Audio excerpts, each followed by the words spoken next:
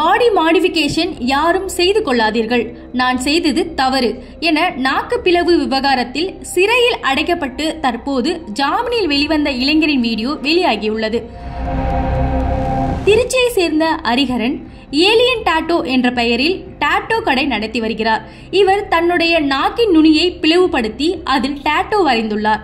அதே போல அவருடைய நண்பரும் உடன் பணியாற்றுபவருமான ஜெயராமன் என்பவருக்கும் நாக்கின் நுனியை வெட்டி டாட்டோ வரைந்து அதனை தன்னுடைய இன்ஸ்டாகிராம் பக்கத்திலும் பதிவிட்டிருந்தார். இந்த வீடியோ சமூக வலைதளங்களில் வைரலானது.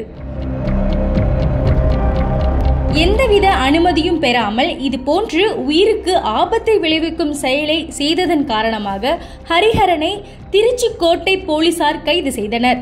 திருச்சி மத்திய சிறையில் அடைக்கப்பட்டிருந்த ஹரிஹரனுக்கு நீதிமன்றம் ஜாமீன் வழங்கியது.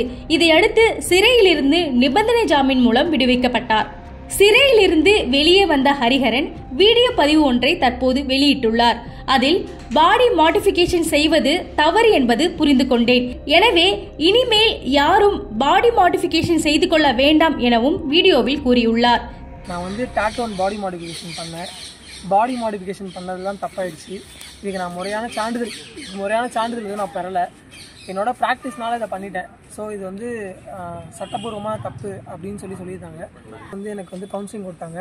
மனநல ஆலோசகர்கள்லாம் என்கிட்ட பேசினாங்க.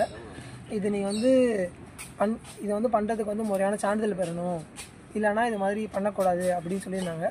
இதை நான் புரிஞ்சுக்கிட்டேன். ஸோ இந்த மாதிரி யாரும் பண்ணாதீங்க. எனக்கு இப்போதைக்கு நான் ரொம்ப நன்றி சொல்லணும்னா வருண்குமார் சாருக்கும் கலெக்டர் பிரதீப்குமார் சாருக்கும் நான் என்னோட நன்றியை தெரிவிச்சுக்கிறேன். இனிமேட்டு இந்த மாதிரி எந்த ஒரு செயலையும் ஈடுபட மாட்டேன்றதை இங்கே பதிவு பண்ணிக்கிறேன். இந்தியாவில் இதுவரை 10க்கும் மேற்பட்டோர் இதுபோன்று பாடி மாடிஃபிகேஷன் செய்துள்ளனர்.